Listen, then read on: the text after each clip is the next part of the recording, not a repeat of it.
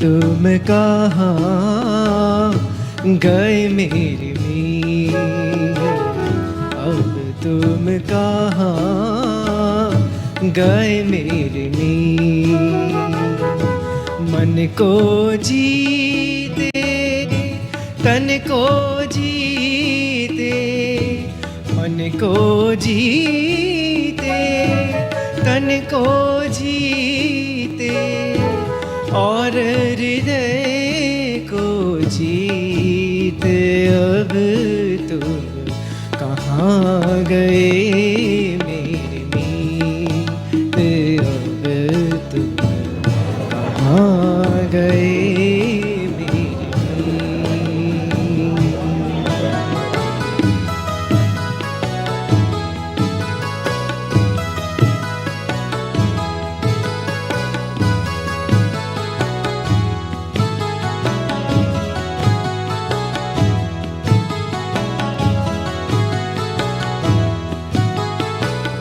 तुम जीवन हो।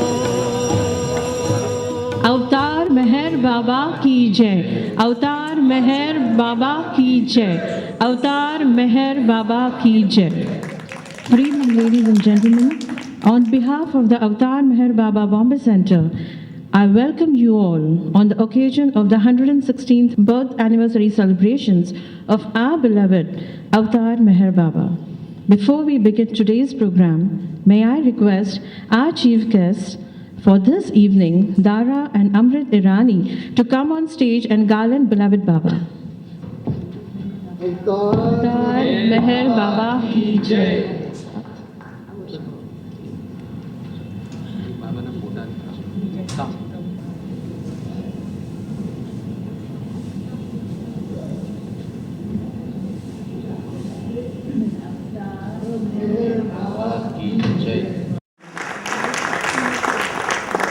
Dara happens to be the son of beloved Baba's youngest brother, Ali, and his wife, Gulu.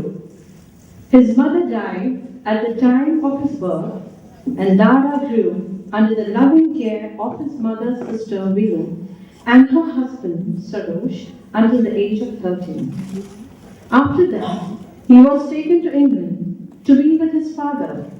During those 13 years, he had many occasions to be with Baba, whom he was told and whom he accepted to be God. When Baba held a mass darshan program, Dara looked at him as though he was a rock star or a movie star, and not only was he greatly impressed, but he was posed to his school friends, "My uncle Baba gave a darshan program and many thousands came to see him, and I was there." For Dara, beloved Baba was someone more special than anyone else.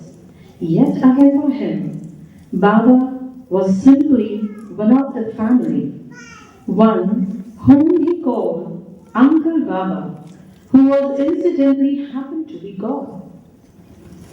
In December 1964, after 7 years in England, Dara, along with his family, was called to be Baba for 3 months. Was called to be with Baba, for 3 months.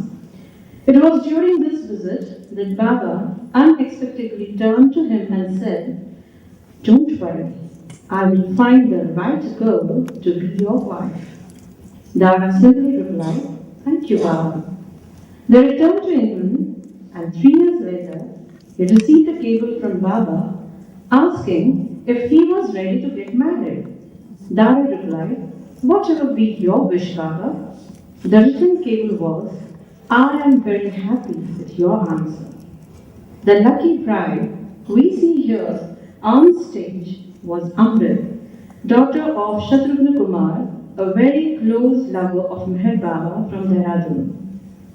Without any further ado, I hand over it to Dara and Amrit to narrate the story of their life with their uncle and God, Avatar Meher Baba. The Bombay Center Group for giving us this privilege of being here and sharing our Father story with you. But I think Veena said everything, so we can go home. But as Veena mentioned, the first 13 years of my life I spent in Ahmednagar, and even though Baba, of course, was in Nagar at the time, be it Mehrabad or Mirza, I didn't have too many opportunities to visit him. And the times that I was taken to visit Baba, it was always as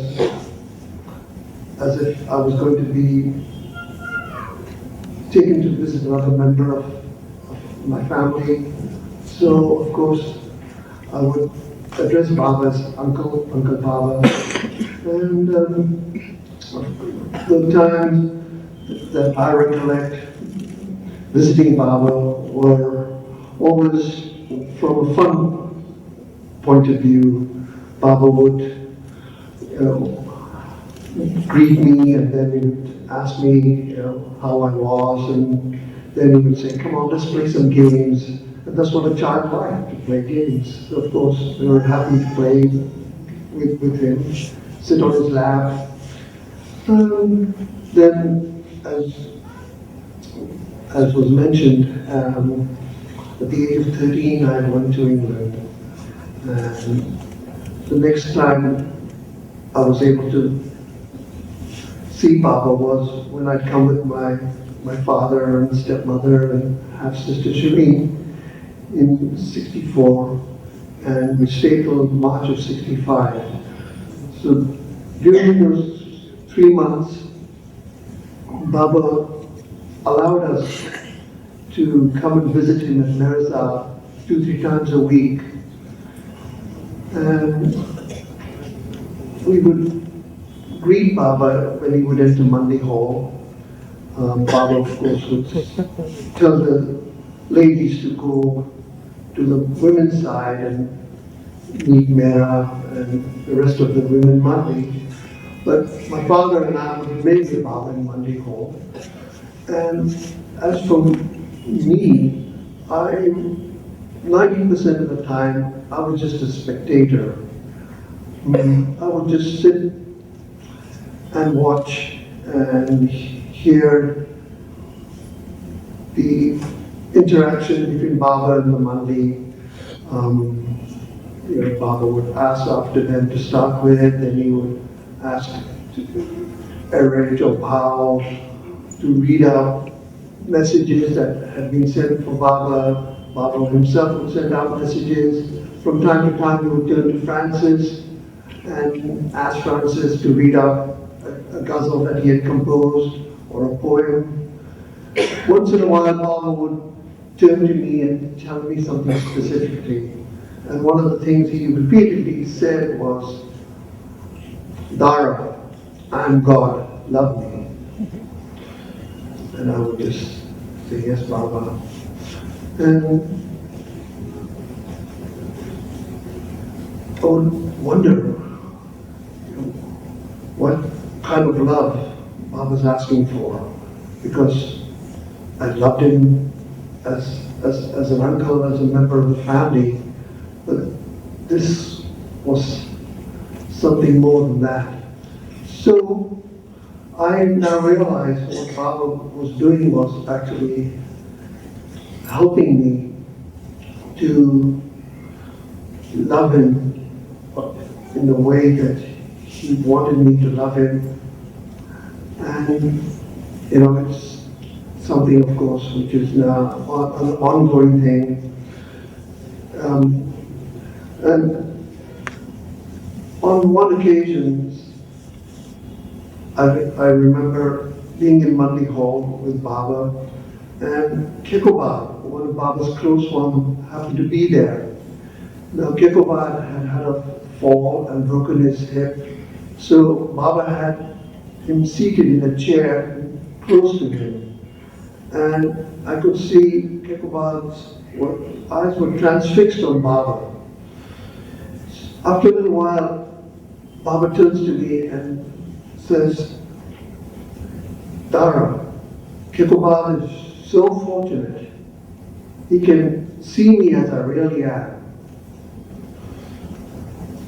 I just said, yes, Baba. And then my mind started to play games and said, well, Baba, all very well, he can see you as you really are, but I can't see you even as you're not.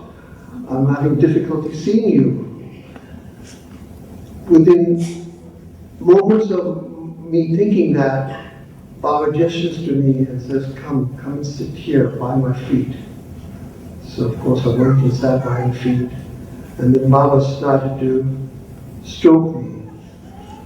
So letting me know that he read my thoughts and has given me this opportunity of actually having his touch. So how fortunate. Anyway, as Veena mentioned, it was during that period that again one day I'm just sitting there as a spectator till Baba turns to me and says, Dara, don't worry, I've already chosen the right girl to be your wife. I think it's a perfect. And again, I just thank Baba, and no further mention of who this right girl may be was made. I returned back to my life in England, and 3 years went by when I received this cable that Veena mentioned from Baba, asking me whether I was ready to get married. I replied to Baba, I said, yes, Baba, anytime you want me to. So Baba then starts the preparations for the wedding. Now, I'm, let's say, clueless as to any of the preparations because I'm not in Nagar, I'm in England. But Baba called my father to visit him and also be part of all the discussions. So this is now December of 1967 when my father comes to visit Baba. But prior to him coming, Baba instructed my father to take me to a photographic studio and get some photographs of me taken, which he was to bring with him. So now the other part of the story turns to Amrit. The ball is in her court, so to speak.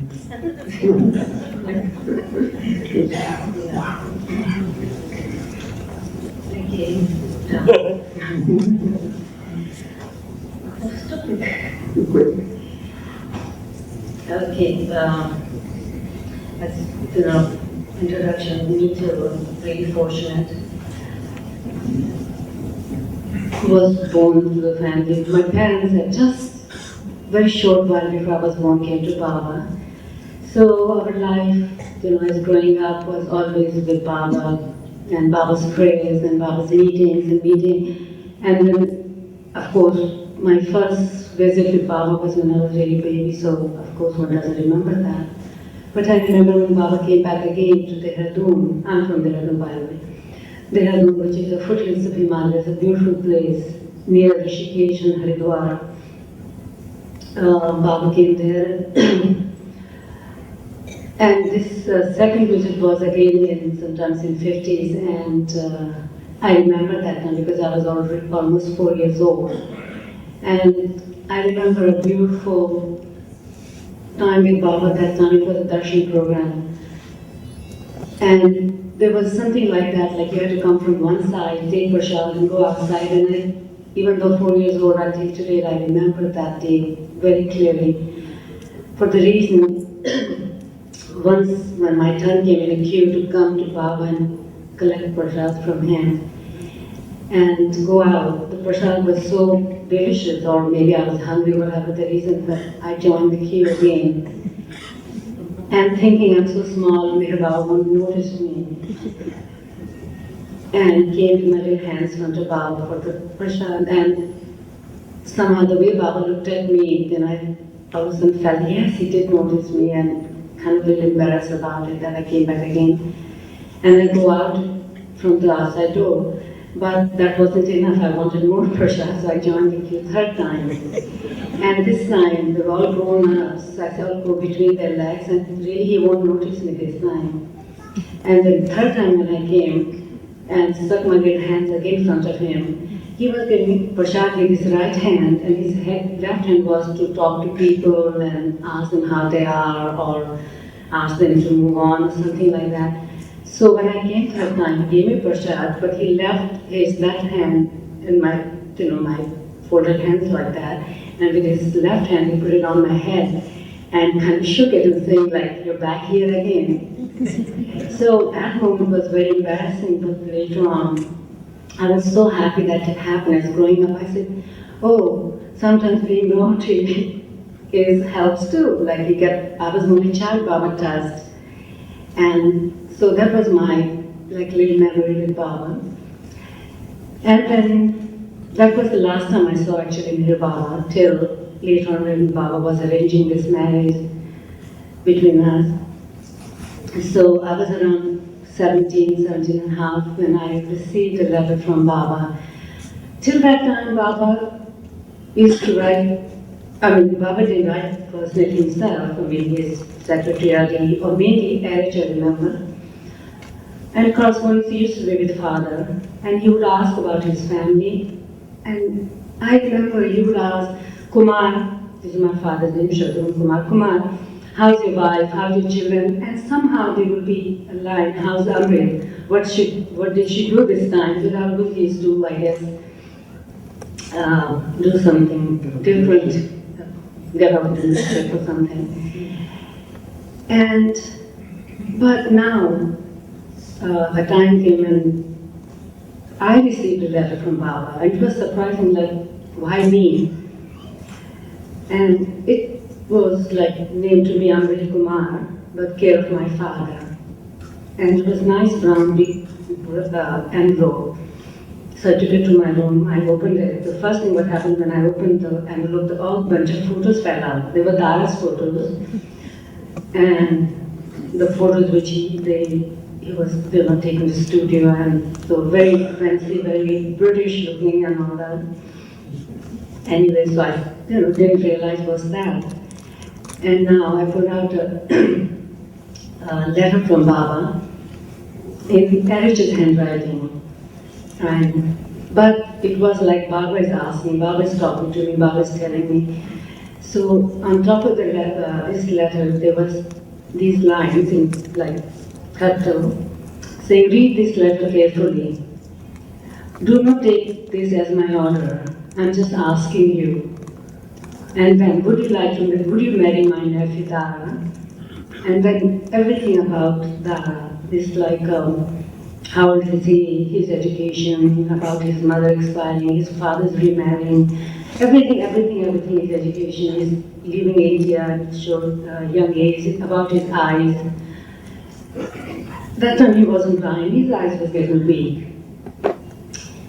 And so everything, if you're interested in a person, you would like to know about it. So all the information was in that letter.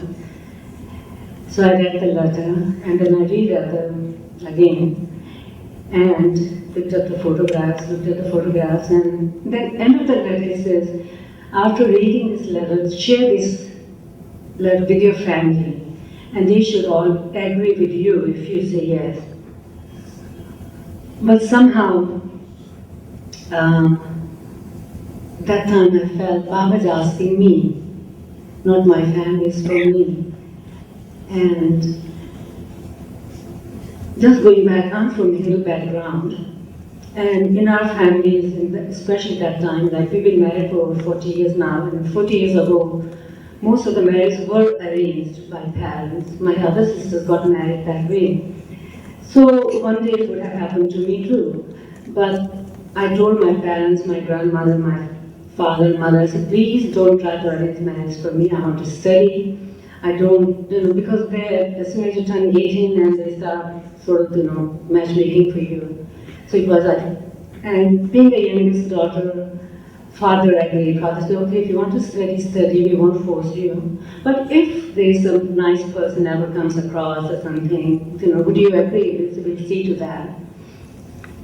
And so there was no, I was still young, so there was no, like they weren't arranging anything.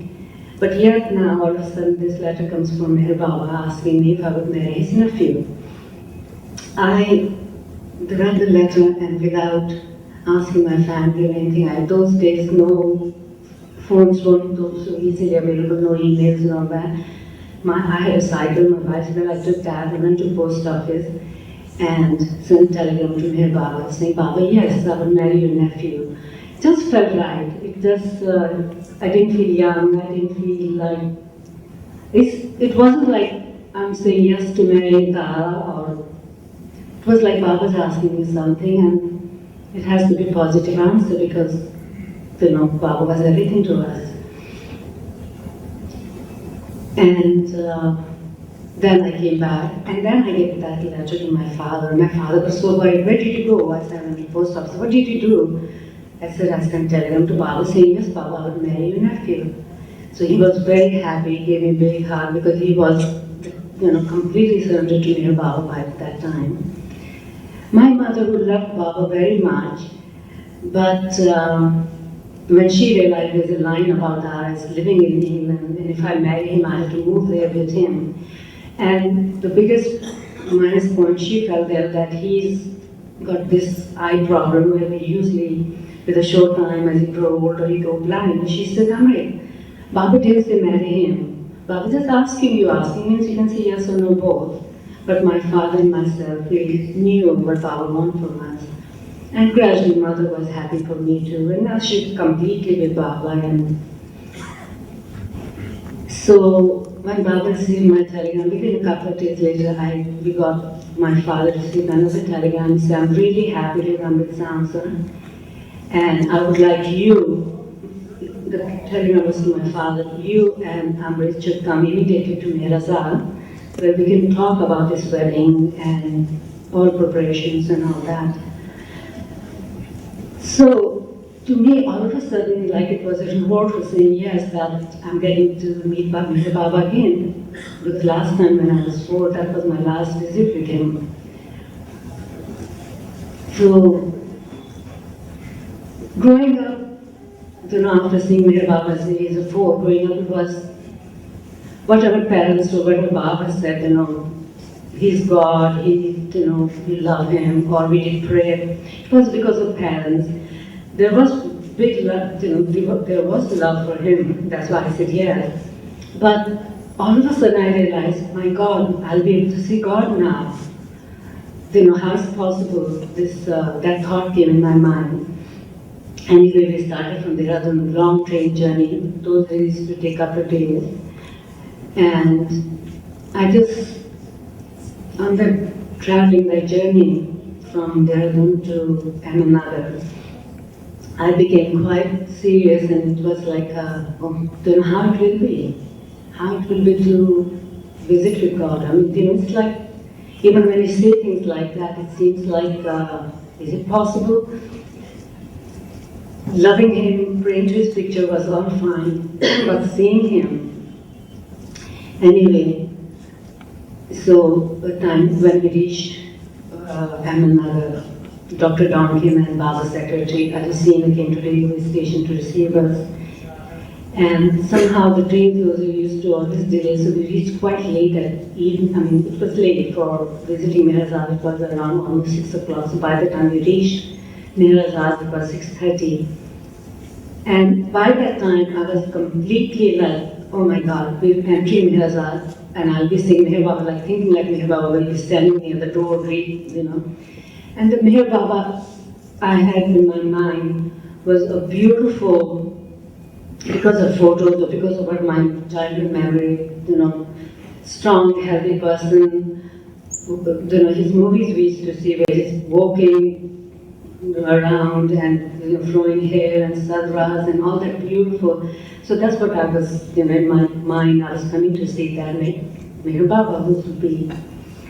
Meher's standing somewhere to his monthly.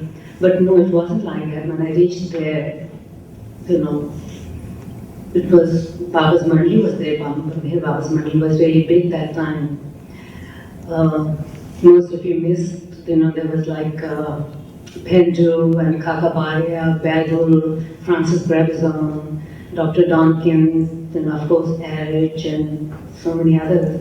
And ladies' side, Naja, Rano, Mehra Mani, Katie and all of Katie and Anna was in later, but they were part of the Mani at that time too. So I reached Mirazan and I was told go immediately to ladies' side because it's late and we can't waste time right now, we better go there. So my father stayed back with men monthly and I was sent to the ladies' side.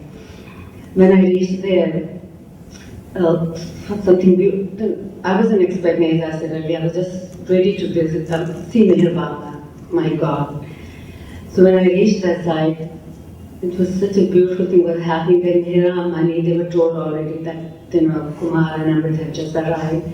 And there they, like Parsi way, they had that little thali or plate, whatever thing, bigger, all little candy, little sugar, coconut, and little this and that to welcome you. Like, and to me, in the background I came, you're supposed to do that to God or His Mangli and here they were doing that to me. So it was really I was really touched, but only one thing happened.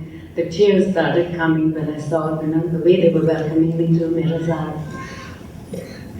Anyway, after that little candle, gave a little sweet in my mouth and all that, they welcomed me there. And Mehra very sweetly says, sorry, Amrit, you won't be able to see Meher Baba because it's late now, it's his resting time. So all of a sudden, like, oh my God, all that, I thought I'll see him right away. So that longing, that waiting for that time, I started becoming a little disappointed, like I won't be able to see him till tomorrow, how it will be. But that moment, I heard the clap too, even though it was a little distance, but Baba's clap was quite loud. And I never knew that that's how Baba called his monthly, who was close to him. And as soon as there was this clap, all the ladies who were, were with me and talking to me, they left me there. As Baba's order, whenever Baba called any of his money, they had to come immediately, leave whatever they're doing, just come to Baba. So they left me there and they went to Baba. And after a short while later, Mehra comes with a beautiful smile, saying, guess what? Baba says you can come inside. I had prepared myself to see him next morning, and here all of a sudden the news comes, you can see Meher Baba. So you could just imagine, what feeling, like, oh my God, I'm going to see Meher Baba right now. And heart started beating, and I just didn't know what you're supposed to do. Go there, touch his feet. We were told, Mom, you can't touch his feet. Say Jai Baba to Baba. What to do? All of a sudden, it's confusing. So I was brought to Baba's room from. I don't know how many of you have been to Mehra's. There's two ways to go to Baba's room. One is the proper outside passage where all the visitors can go, and one is to go through Mehra's parlor, Mehra's sitting room. So I was brought in from Mehra's sitting room side, from inside the house, and I saw from back, there's a bed, and there's this old man is sitting there with his head is like that, and what I was expecting Baba would be standing, blowing with the garlands and, God. But when I came from right side, I just kind of stopped. I didn't see Meher Baba there. I just saw an old man sitting on the bed, that's it, wearing this sadra, and so then I noticed with his hand, Baba even could turn his head. With his hand, he asked me to come in front of him, just like that, with his hand, he sit like that. So, with other ladies, I came and stood in front of Baba. And when I saw the Baba looked very old and didn't look well. He wasn't, I was told, actually, maybe Baba's not feeling well, but I didn't realize, like, not feeling well means he could have a little cold or something. But here Baba is sitting, like, kind of hunched and, bending, his head is low like that. So when I came to front of him, and it was kind of disappointing. Where's God? There's no God here. There's only a sick old man sitting on the bed. And that feeling all of a sudden came to my mind, like, my God, where's Mere Baba? You know, it doesn't look like God here. And it was, I shouldn't use the word disappointing, but it was like, or, you know, like, I was cheated, you know, like I cheated myself, like I was expecting something different to hear what I had in front of me. And then all of a sudden, when I looked at Mere Baba and I said, where is God? And I started again crying and started looking around for Mere Baba, you know, real God. And what I saw is just a sick old man sitting there. So I didn't know what to do. I felt very, you know, started feeling very hot in that room, just didn't want to be there. I just wanted to leave. There's no God here, there's only one sick old man sitting there. And I had nothing to do with him. And I had this strong feeling that I just should leave here and look for Mere Baba somewhere else. But that moment, you know, I do say these things did happen, but I don't know when it happened and how it happened. I saw Baba's arms coming up like that, with his both hands, you know, both arms came up, and I had no idea when I went for his embrace. And I did go for that embrace without even understanding, without realizing, and embraced Mere Baba. That embrace was what I was really looking for. It was so beautiful. Baba didn't feel weak or sick or anything. His embrace was so strong, so like a healthy person's embrace. He put my head on his shoulder. I remember my tears were still coming out. His sweater became more transparent. I could see his skin there. And, you know, it couldn't be more than a couple of seconds or maybe, you know, not that long. But it seems like it was for a long time he gave me that hug. And that moment I felt, yes, you know, that's what I was looking for and that's what I received. And look at our compassion, Baba, our Father, that He never let you down. He never, even in that moment, you know, where I could, the silly young girl who has no idea where she's standing and all that, and wanted to prove. He gave me a proof that time. And after that, when my head came back, he looked at me and I really saw that on his face. You people, what you make me go through every time. Really, that he had a frown and looking at my face like that. Anyway, for me, I was with my beautiful beloved Baba. He looked, all of a sudden, he didn't look old. He looked so beautiful. His skin was glowing, his eyes, his feet, his arms, and you know, and then he asked me, I must be tired, I'm traveling. I said, I've been traveling for some time. Yes, Baba. Go, take rest, and tomorrow is a long day. Tomorrow we go to the monthly hall and talk about the marriage. And that time he didn't want to leave his room anymore. It just, you received what you were longing for, what you were waiting for. You received that thing there that time. Anyway, I was sent to my room.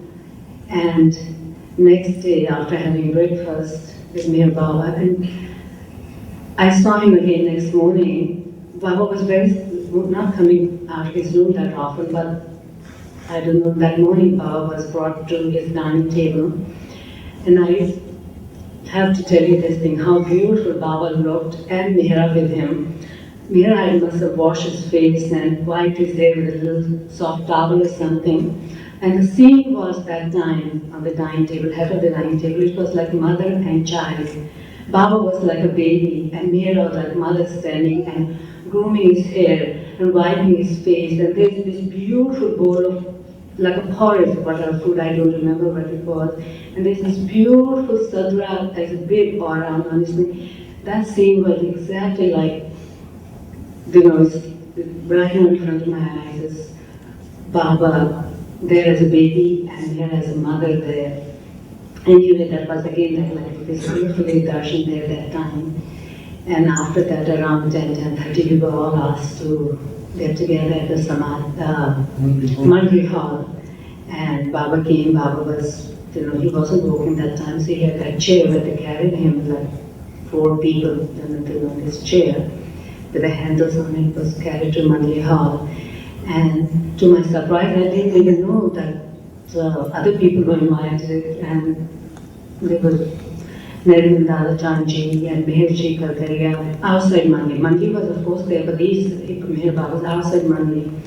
And Amrit Irani and Padri and so many other Meher Baba, his very close disciples were all there in Mandalay Hall, all waiting for Meher Baba, and a couple of ladies, Mani, like Dr. Goher, she always used to be Baba, and Mani, Baba's sister Mani, she was there, and my father, of course, and then I was asked to come there too, so I came and sat down outside. And the day was to make plans for the wedding that day. And lots of beautiful things happened. Baba asked how many guests should be there, who should be should be invited, and what time it will be, and every preparation, then where it will be. So there were 2 days actually, and Baba had arranged that day, 22nd, which is our beloved Mehra's birthday. So Baba said that day after birthday, Dara and Amrit will get engaged, and there will be, that time I didn't know, but later I came to know there will be nuptial ceremony for the few close Baba families, their children. And second day on 23rd will be the wedding. So while Baba's preparing all these things,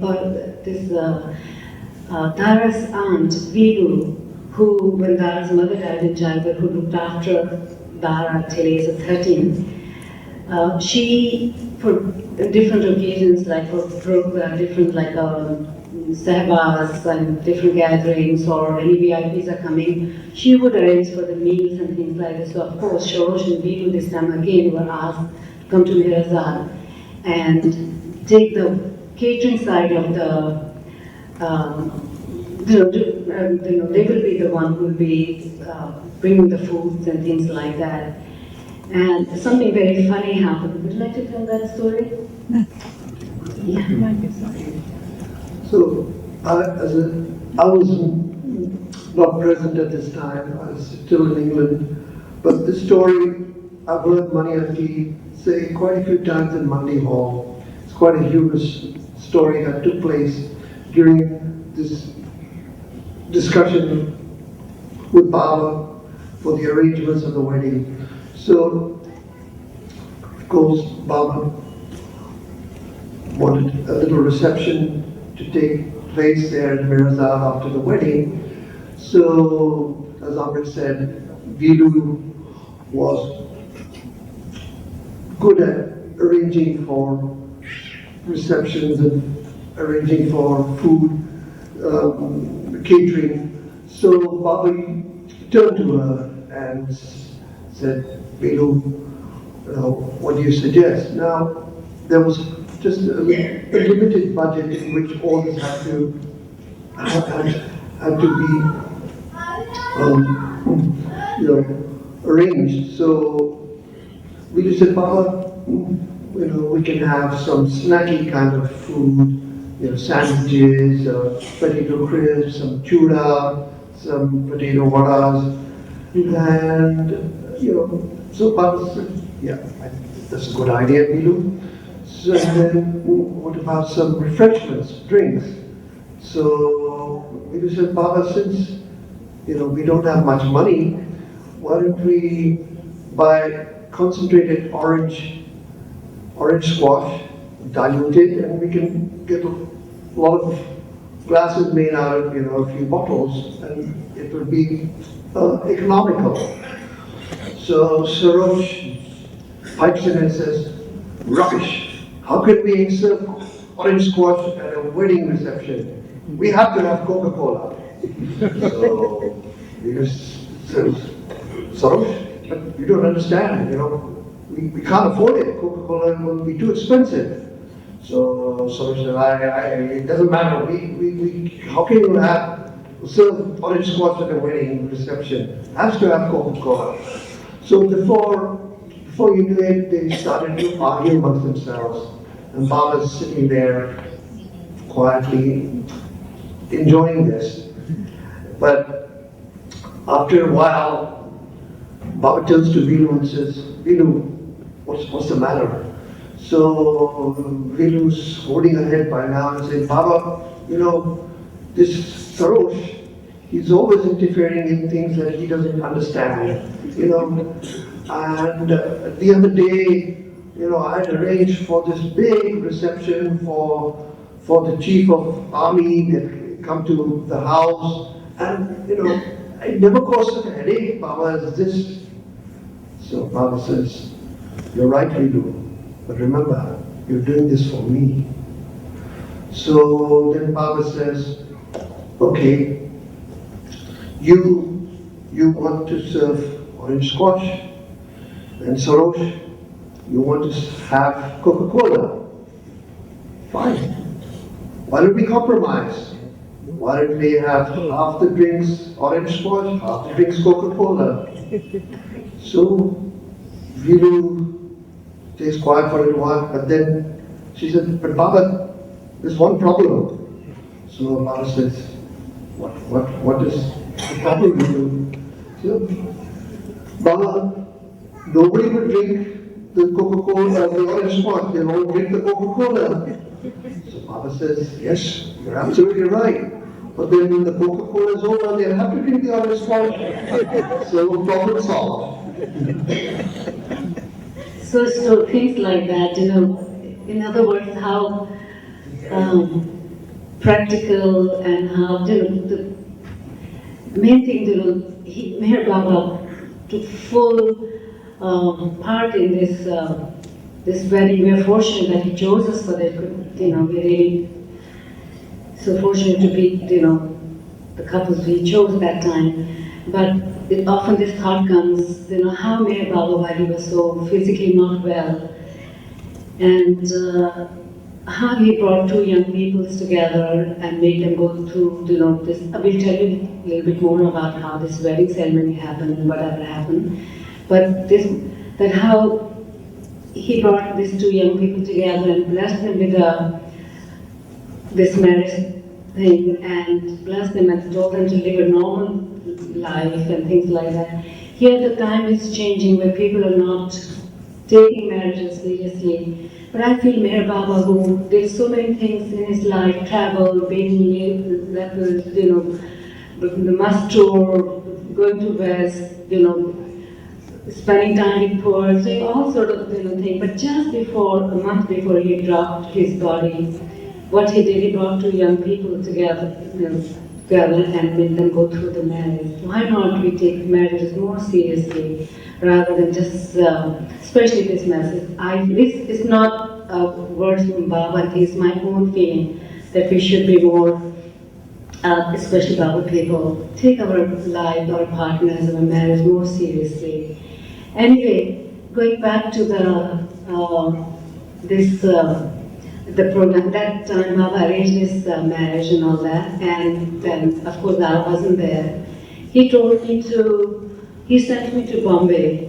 He said, go to Bombay and there are Nawaz, and they will arrange everything. Arrangements like all the wedding shopping, the clothes and things, whatever required, it will be done there. So before leaving Mirasad, of course, we went to Baba's room. I went to Baba's room, and while leaving, Baba said, Amrit, you're going to Bombay, you're going to buy a wedding sari for yourself. Yes, Baba. Which color sari? Just look at that, how in detail he kind of helped us with this wedding. Which color sari are you going to wear? All of a sudden, I wasn't thinking, it was just whatever Baba was saying, we were doing. And all of a sudden I said, Baba. And as I said, I'm from Hindu background, and in our side we wear beautiful bright reds with gold and silver work and things like that. So that came in my mind. I said, Baba, I guess red with a so Baba said, whenever you would think of something, you would hold his chin like that. And he said, And then he said, but the Amrit Irani, they were white. So, and so on the west, and whole west was and east was red and west was white. What should we do? And look at Baba, then he said, with his both hands he brought together, he said, let's mix these two colors, and you wear pink. And so I was told to go to Bombay to Arnavaz's place, and Arnavaz, Dada Chanji, and buy things out. So I was sent there to Bombay, and Arnavaz, and my friend Havobi, she was there. She helped us. Arnavaz Havobi and Armaiti. She's a Kambata now. She used to be Dara at that time. She was just a young girl. I think 3 of us. We went. 4 of us. Armaiti, Havobi, Arnavaz, and myself. We went for the wedding sari and so many other knickknacks and little bags and little shoes and all sorts of things. We did the shopping there, and then I went back home to Dehradun, and all this thing happened around September and October. Then I had to go back and come back again in December. We haven't seen each other. We haven't, we were just, Baba had given, I had to send my photographs for Dara, and Dara's photographs were sent to me, and that's the connection we had with each other. So now, in December, Baba had called me back with my family around 10th, 11th of December to come there, and then Dara would come in few days' time, and that's the time when we could visit with each other, meet, and know each other. But unfortunately, I got very sick that time when I came to Meherazad, and I was told that I had come to Ahmednagar too, and he's staying with his aunt Vidya, but Baba doesn't want us to meet because I'm really sick, and that's not the way to start. So so we didn't see each other till 22nd of December, which is our engagement day. And there, early in the morning, I was taken to Mehra's room. Mehra and other ladies helped me to wear saris and gave me some jewelry to wear and a little bit makeup, this, that, other, whatever the bride needs to. And then I was asked to come to Mehra's porch, and when I came to Mehra's porch, that's the first time I saw Dara standing there. And to my surprise, I knew the guests were called, but there was like almost 150 to 200 guests were there, and except for my own family and a couple of few Baba lovers whom I met in Bombay or another. So say 10, 50, 20 people I knew, otherwise everybody was completely stranger, and here there's another stranger standing whom I'm going to be getting used to. And Dara and myself, we often feel, because of Baba's presence, when Baba came, he was brought in his beautiful sofa complete chair to Mehra's veranda. And both of us became so conscious, we forgot about each other, and we were so conscious about Baba. Baba is there, and we felt like we are guests at our own wedding because Baba was the main focus for us and everybody else, because, And so, after Erich introduced us to the invitees, to the guests, I didn't know about this part, but then Baba was given these 2 rings, which Baba was holding in his hand, and he picked up these rings from his hand, and we exchanged the rings. And then these 4 little kids, I think Rev was there, and there was Dada Chanchi, and Mehna,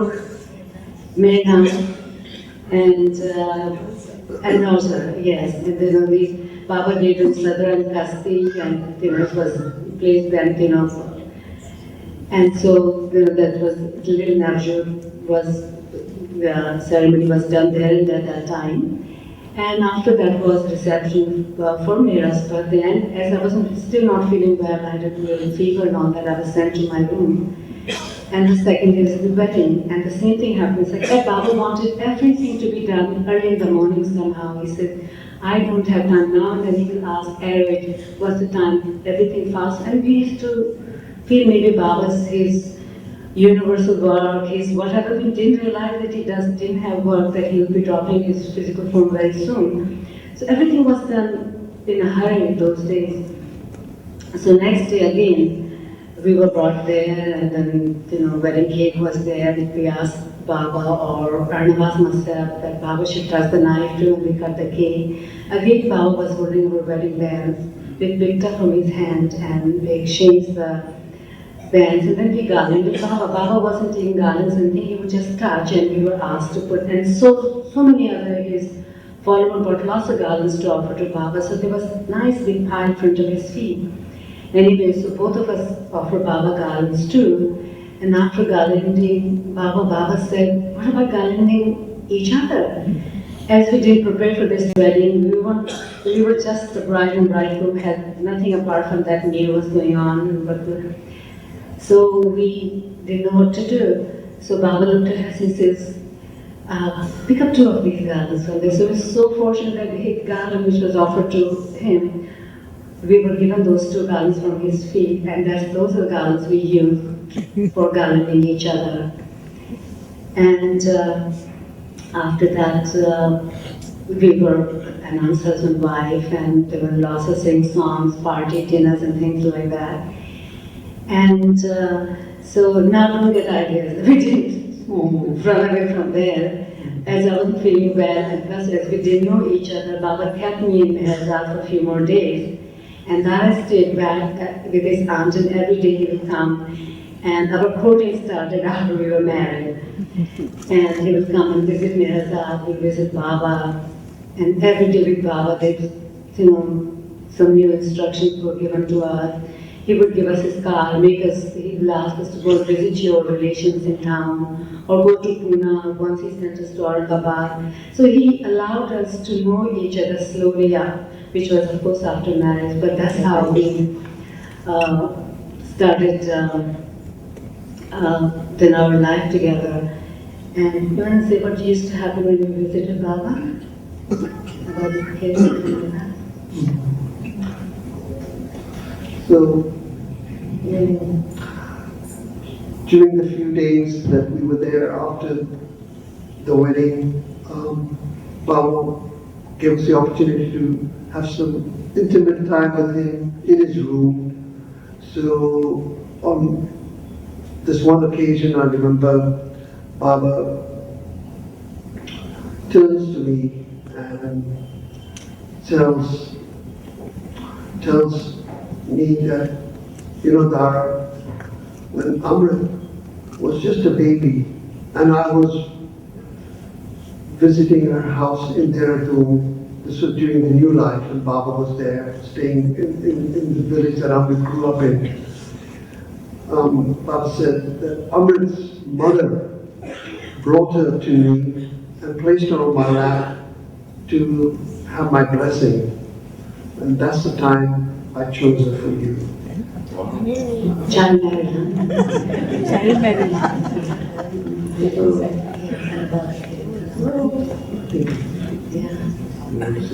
Yeah. You're a better father than me. No, not me. You do it. And then again, on another day, on another occasion with Baba in his room, Baba says, what about children? Well, we just barely knew each other, and now Baba's talking about children. So Baba says, well... No, before that. You spoiled this story. Before the Baba said, do you love each other? Now I know. Yeah, so, we just know each other, like a second or third day after marriage, and just, Dara number. So, what to say to Baba? No, they never said negative answer to me, Baba. So, yes, Baba. So, Baba said, very nice, you love each other. So, Baba said, kiss, like us. So, we looked at each other. But Baba's asking to do something, you have to do it. It doesn't matter, there's my mother standing, Mera is there, Mani is in Baba's room and all that. And so, obeying Baba's orders, so that was a like me to tell the story, but I love it. So I just went to Dara and she gave him a kiss, and so he has to do the same thing to me. So Baba with this funny look on his face, They say when two people love, that's how they're supposed to kiss each other. So I don't know, like this sweet Hindu girl, what does she know about the kissing? Never mind, you're not gonna know anything else, so tell me. No, Baba made us take care, kiss people in front of everyone, we just kissed each other. Yeah. Anyway, So he just said that even our first kiss was like front of Baba, that was so funny. Yeah. so then going back to the occasion when Baba said, what about children? So didn't we kept quiet, and Baba himself then said, I will bless you with one son. And then he said, spelled it out, he said, name him Meherwan. And then after a little while, Baba says, you know, my warehouse is full of souls waiting to be born. So I will bless you with two boys, not one, but two. Luckily, he didn't say half a dozen. So we have two boys. And then Baba said, I will bless you with two souls like Ram and Kush. And then a little later he says, no, even better. He says, I will bless you with two souls like Prahlad and Dhruv. And then he turns to me, knowing how ignorant I was about Indian mythology, and says, Dara, do you know who Prahlad and Dhruv were or are? And as far as I was concerned, they could be Batman and Robin. I had no idea. I said, no, Baba. So he said, well, your wife, who comes from a Hindu background, she will explain. So that's it. So Baba even is saying, arrange, Yeah. And this other thing, and you must be wondering why Baba blessed us only with two sons. We didn't realize that till much later, the eye problem which Dara had called retinitis pigmentosa, and I believe we came to know that girl child is the carrier of this thing. We know a very close friend of ours, Not, who's got a daughter, Leslie. She got it, and now she's a carrier, and her son got it, who is right now in Meherabad, David, and he's got it too. So we never asked Baba, one thing is there, we never asked Baba questions, Baba, why only boys, why not girls, why not, this, why not that? And then gradually as time is passing and things get, you get your answers. And then we feel that maybe that's why he didn't want us to have a girl child in this lifetime, because maybe he didn't want this problem to go on in the family. So anyway, we have two sons, Meherwan, and who's 40, and we have another son, Jamshed, 37. And they're both married, they both have kids. And that's our story.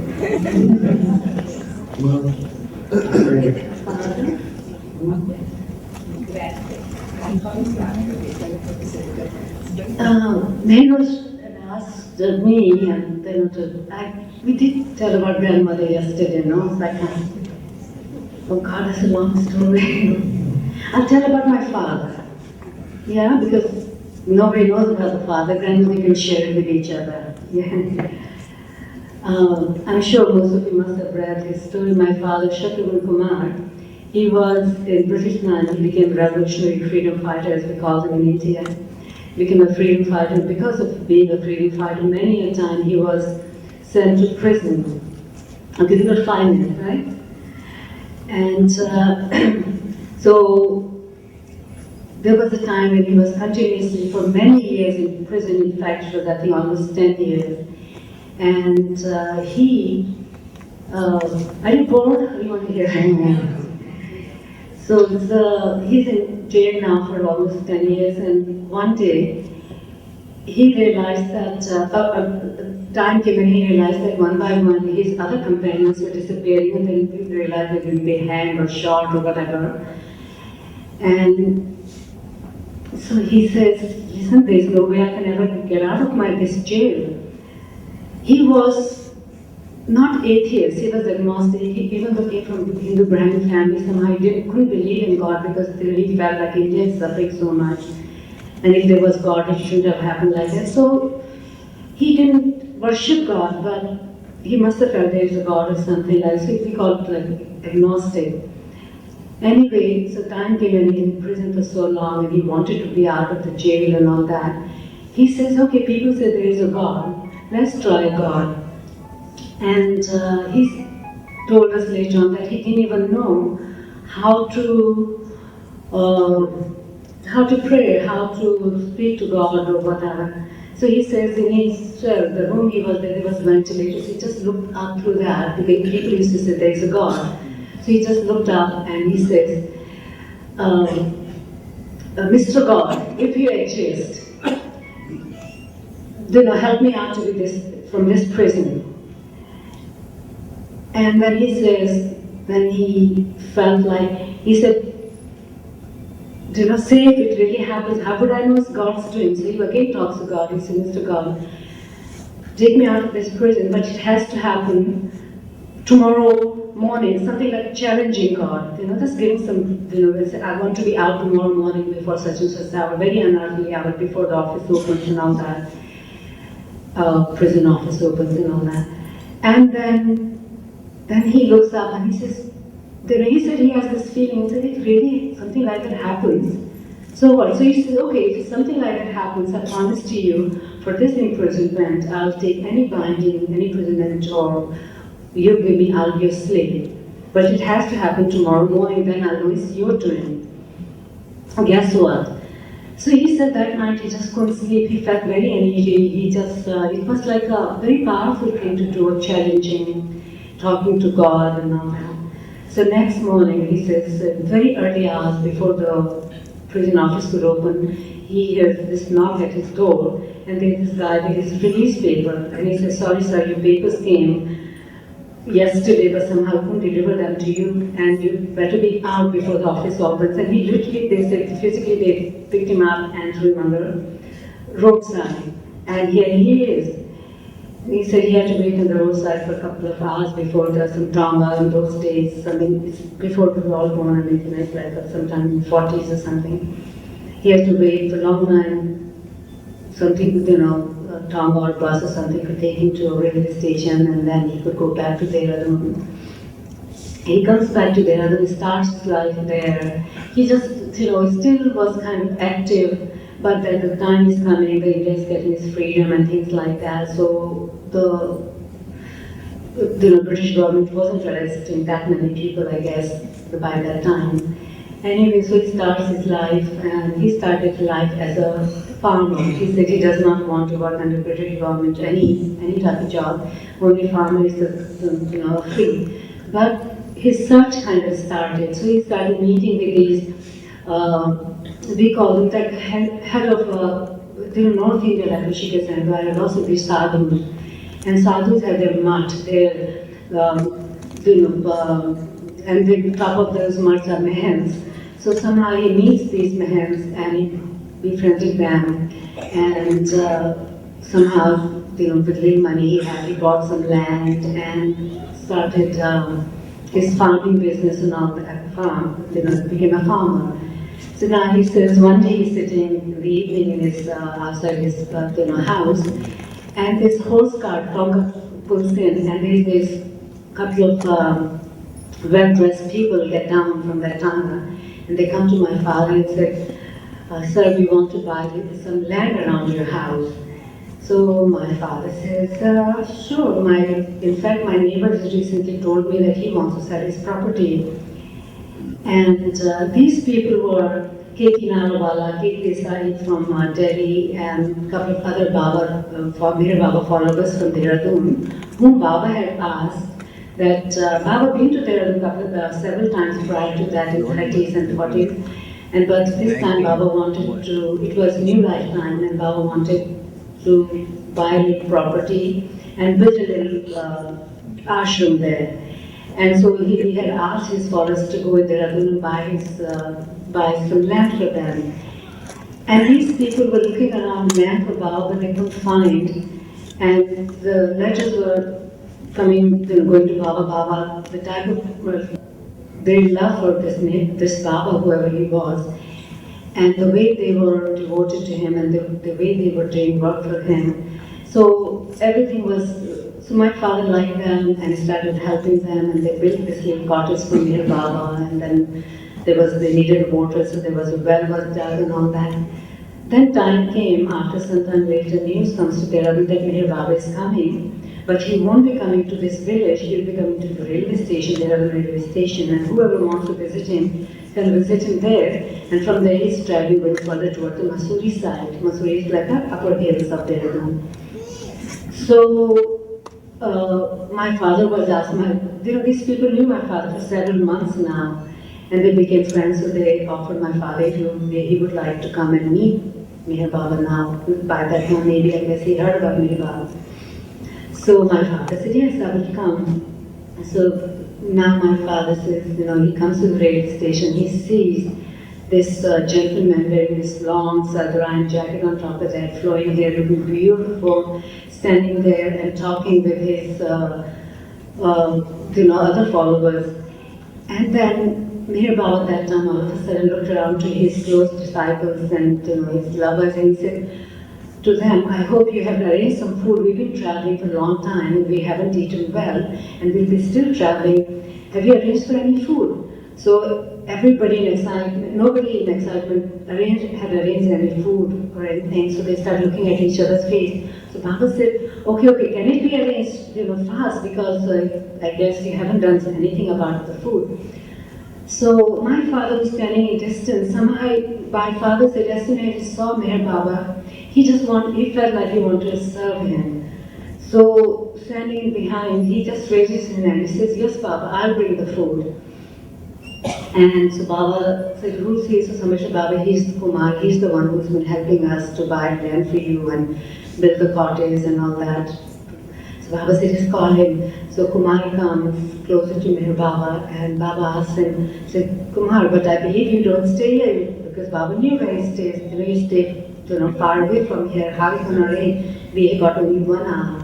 So my father said, yes Baba, I'll arrange within an hour, I'll bring the food. I have a motorcycle and I'll go home and I'll get the food within 1 hour. So my father said, okay. So my father goes home and tells his wife. My mother said, let's prepare quickly some food. So my mother said, only a vegetable palav can be cooked very fast, otherwise we will make something dal, rice, that takes time. But rice and some vegetables, we'll cook and we take the pot and hot pot just like that. So both of them, they cook this rice for Baba and his close disciples, whomever my father brought out there with him. And with the help of his servant on motorbike, they brought this vessel to railway station. My father says when he reached the railway station, he noticed one thing. What he saw, like time had, he wasn't even away for a second. Everything was just the same. Baba is still standing near that table. His hand is like that on the table. He's talking to this woman who got a child on her lap and she's crying. Eric is Baba's mandi, Eric guiding coolies and some other Baba followers to bring the luggage out with us at the last railway station. Like nothing, when he left, the scene he saw, everything was exactly the same. And he said, and then all of a sudden the people start moving, this woman moved, and then he just couldn't believe it. He said, what was that? He didn't know about any miracles or anything. And so, but he didn't tell anybody, he stayed quiet. And he brought that bowl and put it on that table in front of Baba. Baba asked one of his mandate to take the paper plates out and started passing plates to everybody. And to my father's horror, he realized that Baba's giving plates to everybody, and when all of a sudden, so many people had come there. And he said, oh my God, I have offered this food to this person, and what will be my first expression would be that the food won't be enough. Anyway, Baba gave plate to everybody and started serving food. And while he's serving them, saying, eat well because you don't know when it will be the next meal. So my father said, crazy, how is this food ever going to last for everyone? Anyway, from he's standing in distance and watching all this happening. And then Baba said to one of his mandi, now take this leftover food to the ladies. My father never had heard, nobody ever mentioned that Meher Baba travels with his ladies mandi to his sister and his other daughters and Mira and other followers ladies. So he said, my God, there can't be any food. How can this go to ladies? Anyway, just standing there and watching all this game going on. Food goes to ladies' side, and then this vessel comes back, and then Baba called me and said, come take your pot back. So when my father went to pick up that pot, there was still food left over. That was like one after another, there's another little miracle happened. He said, how is it possible? Anyway, he took that. Being a farmer, I often heard him say, when he brought that food back, left, he didn't feel like throwing it away or anything. He felt like he'd bring this food back for his family. And he said after that his farms started giving much more. And in fact, later on, there's one part of that land became Baba's land, and whatever was going there used to be sent to near Baba, which was basmati, there was basmati rice especially. And so that was his first connection with Mir Baba, and then Baba came to our village and stayed in that cottage, and now and then he will travel to, and it's a new lifetime, travel with Baba. Baba would travel with his mandir to Haridwar, Rishikesh, Motichur and all, and he will take father along too. And father, without any question, who is Mir Baba, fell in love with Mir Baba, as whoever he is, no question. And the time came, Baba left North India, came back to Pune or Satara, and he invited my father regularly now, so whenever he would invite my father, Baba wouldn't say to come for a month, come for a week or whatever. Baba would say, come, would you like to come and visit us? So my father would take his bag for a week or so, traveling baggage. And Baba was seconded that after 2 days later, Baba said, now Kumar, you can go back home. And he said, he'll travel all that way from North India to to Maharashtra, and 2 days later he'd been asked to go. Then again, after a few months later or something, again Baba said, Kumar, I would like you to come. And Kumar will come again and again, Baba sometimes 3-4 days, and then Baba said, now you can go. So things like that were happening, and the time comes again, Baba asked him to come. That time he was in Satara. Baba asked Kumar to come. So Kumar comes knowing that Baba going to keep him just for a few days. So he goes with his little bag for a few days to visit with Baba. And then to his surprise, a couple of days passed, Baba didn't ask him to leave. And then a week passed and Baba didn't ask him to leave. And then a month passed, and 2, 3, 4, 5, 6, 7, 8, 9 months, months started passing one after another. And Baba never, and now and then Baba will give order to his mandir to everybody and whoever's visiting there, not to leave the gates, not to go outside unless he tells them. They cannot purchase anything privately. They have to ask whoever's supplying them the things they require for their daily uses and all that. And no newspapers, no books and things like that. So after 8, 9 months later, one day my father said he's sitting under this tree in Baba's compound, and he looked around. It's a gate there, and there's a wall around there, and plus he's been given order that he can't leave.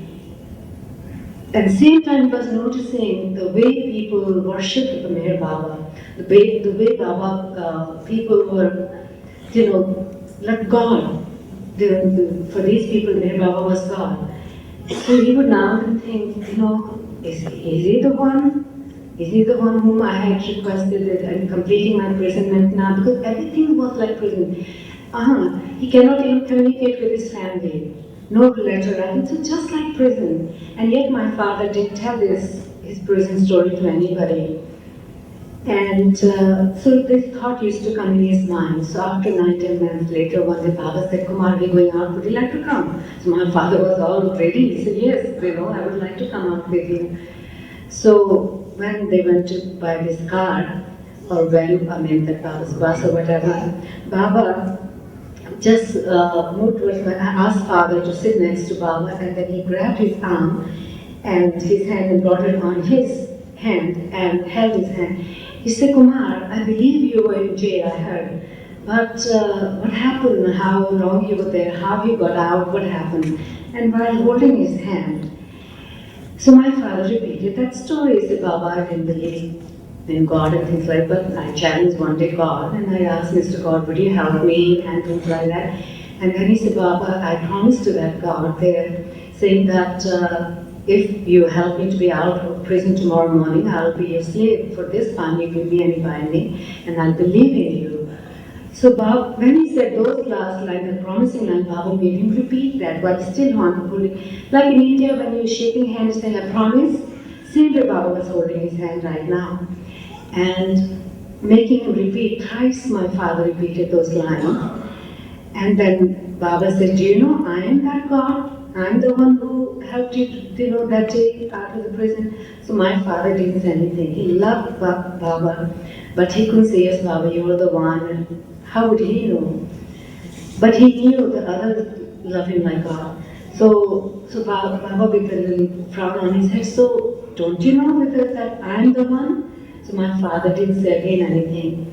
But then my father said, Baba, my father is shaking by that time. He said, Baba, lately I've been having this dream. There's this a young man, very musk-like, holding my hand the way you are holding right now, telling me exactly what you're telling me right now, that I am that Mr. God who had, Baba was silent by the way, so it must be the sign language or Irish or somebody must be helping my father to understand. But the thing was that I am that Mr. God who had helped you out of the prison. So my father said, but Baba, it wasn't you. In my dream, it was somebody else. So my father, Baba, again smiled, like what I said earlier, that he approved me, and Baba had to prove himself, I guess, regularly to ignorant people like us. And so Baba said, hey, you should hear some old photographs from the, when I was young, and I was like that, maybe something like that he saw. So I said, Baba, we do have photos like that. So either that time or later, whenever they showed my father that photograph, and my father almost fainted. Yeah, that was the face he used to see now and then in his dream, holding his hand exactly the same way. Today Baba was holding my hand and promised. And my father was with his beloved. From that moment, he was there. There was no doubt about it. I mean, then Baba, told him that I'm the one, and Father realized that moment, yes, he's the one, and so he was with Baba the rest of his life. Then, many years later, he died. So, this is my Father Kumar's story. Thank you.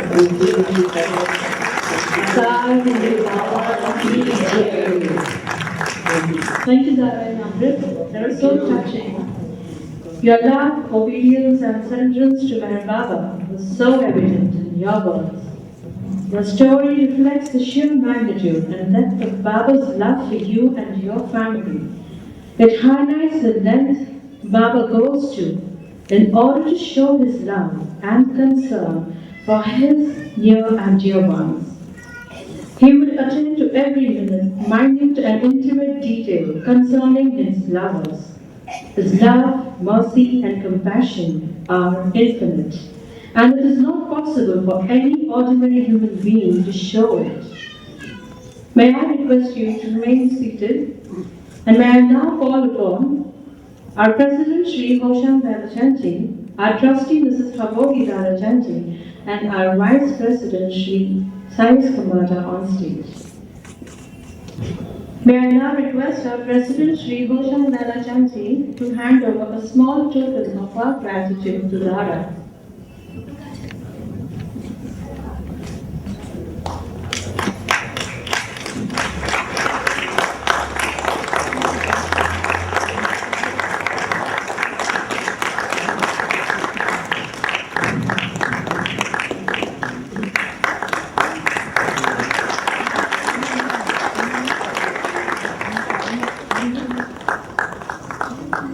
Thank you, Dara. Thank you, Amrit. Thank you, Roshan, and thank you, Habori. Please be seated. Please be seated. Ladies and gentlemen, we come to the last part of this evening's program. Last, it may be in terms of sequence, but least, it most certainly is not in terms of its significance. We are here to honor and thank two very sincere and dedicated workers of the Bombay Center who no longer are in our midst, but reside in the eternal embrace of their beloved. Their contribution in building and sustaining the center is immeasurable, and their lives are a shining example of their complete surrender to their Lord, Master Meher Baba. I am referring to Shri Kishore Mistry and Shri Firoz Engineer. May I call upon our Vice President, Shri Silence from Baba, to read out a brief citation of these two stalwarts. I have this pleasant duty to read out instances from the life of Kishore Bhai and Fila. As I read this, I am filled with mixed feelings. One is of utter selfishness in not being able to feed them and see them in person, and the second of absolute joy that they are both now resting in eternal peace with Baba. And if you know them personally, both of them left like this. Kishore Bhai just went to Baba as he was traveling from one place to another for a Baba program, and our dear Philly was resting on his armchair, and Baba took him into his own arms. Kishore Mistry, popularly known as Kishore Bhai, was born on 16th of April 1937 in Surat. As a child, Kishore had a keen interest in matters spiritual, and his tender heart was already searching for a master. At the age of 16, he heard of beloved Baba's visit to Surat and also happened to read a few of his messages. These messages ensured that his search for a master ended, and he instantly resolved to meet Meher Baba. His heart's desire was fulfilled in 1954 when he met Baba, and that meeting convinced him that Baba was indeed God in human form. Kishore's only desire after that meeting was to love, obey, and surrender to his master. By beloved Baba's grace, he started his life in Bombay and came in close contact with many old Baba lovers from the city. Amongst the many Baba lovers who touched his heart, the role of Kakashru pleader cannot be denied. Pleader's life story with beloved Baba inspired Kishore to sacrifice his entire life in Baba's cause. Along with Saurabh Siganporia, Kishan Chand Gajwani, Gulabdas Panchal, Bajjor Mehta, Zalbai Govewala, Iratsa Patel, the Dadachandji family and others, they formed the first group of Baba lovers in Bombay. This group was later instrumental in setting up the Avatar Meher Baba Bombay Center on the 25th of February 1962, which happens to be Baba's birthday. Kishore's association with the center dates back to those days. He served the center in various capacities, but his most notable contribution came as the honorary secretary of the center.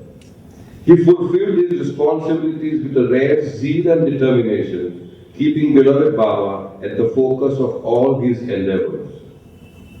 He was firm and decisive in his leadership, yet very compassionate and humane in his approach.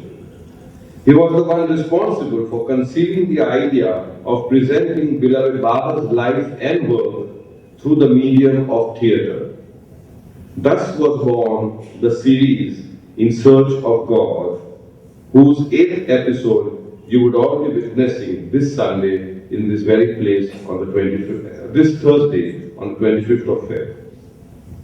His one-pointed love for Baba inspired many youngsters at the Bombay Center to take active interest in Baba's work. His life was a shining example for all those who wish to surrender their all for their master. We miss you, dear Kishore, but take satisfaction in the thought that wherever you are, beloved Baba's grace and nazar will always be on you. Kishore is survived by his wife Rajni, son Meher Kumar, and daughters Meher Shobha and Meher Veena, who are all very dedicated in their service towards beloved Baba. Since Kishore dear wife Rajni could not make it to the program today, we shall be presenting a small token of love and affection towards Kishore to her at a later date. Now I would like to speak a few words about Firoz Engineer, popularly known as Fila. Firoz Engineer was born in a family of ardent devotees of Avtar Meher Baba. His mother, Sunamasi, and sisters Dolly and Roshan had the great fortune of being in intimate contact with the Lord. Fila too had several opportunities to be in beloved Baba's company, whether it be playing the car game of Lalis with Baba in Guru Prasad or attending the 1955 and the 1958 Sahwas programs at Mehrabad. Fila witnessed Baba's love and compassion from close quarters. His association with the Bombay Center, just like Kishore dates back to its inception in 1962. He served the center in various capacities, but his most noteworthy contribution came in the role of joint honorary treasurer of the center. A silent, self-effacing, and ever-smiling Fila greeted many a new and old Baba lover at the center and would always go out of his way to help them. He never shied away from any responsibilities and was an agony uncle to many a worker and Baba lovers at the center. In spite of facing several ups and downs in his life, his surrenderance to beloved Baba's wish and will was complete. He never let any situation, happy or sad, really affect him. Towards the later part of his life, he developed a keen interest in bhajans composed by Madhusudan and would sing them with all his heart during our Sunday satsang meetings. It is a known fact that he would always be there to help any Baba lover in distress, and yet he never made a show or a dance of it. In so doing, he pleased Baba immensely. In life as in death, he went straight into the loving embrace of his beloved ever so silently. We miss you, dear Fila, and pray to Baba that may your life story be a shining example of love and sacrifice for God for the generations to come. May I now call on stage Fila's wife, Sophie, and his son Rayoman to please come on the stage and accept a very small token of our love and appreciation for our very, very dear Fila. Sophie and Rayoman.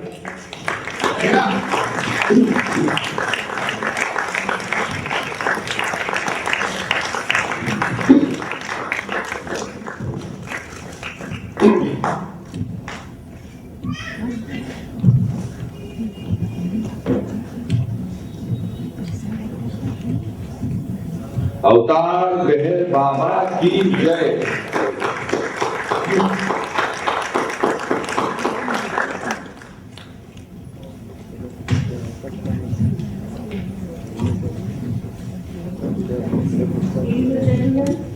We are all eternally thankful to beloved Baba for blessing this center with such jewels.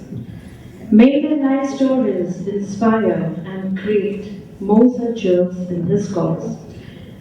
We would also like to thank three very talented workers of our center. I am referring to none other than Shri Pramod Dhapre, Alok Dhapre and Meher Swarup Ahir.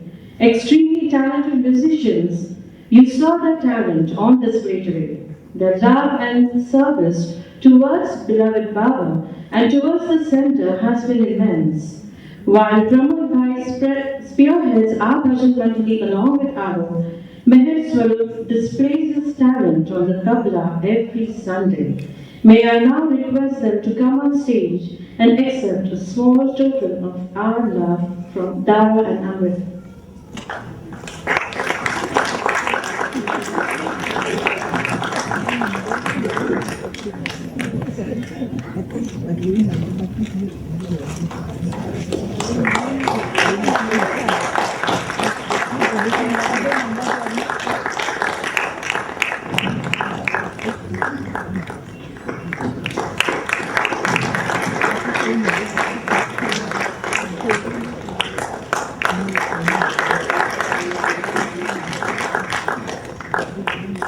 Ladies and gentlemen, this is for your information. The center will remain open during the night of 24 and the early morning period of 25th February for all Baba lovers. Our morning program on the 25th Feb will commence at the center at 4:30 a.m. Our evening program of the 25th of February will commence here at Bharati Vidya Bhavan at 6:30 p.m. sharp. That brings us to the end of this wonderful evening. Let us offer our warmest salutations to the Lord by all of us standing up for the Arati.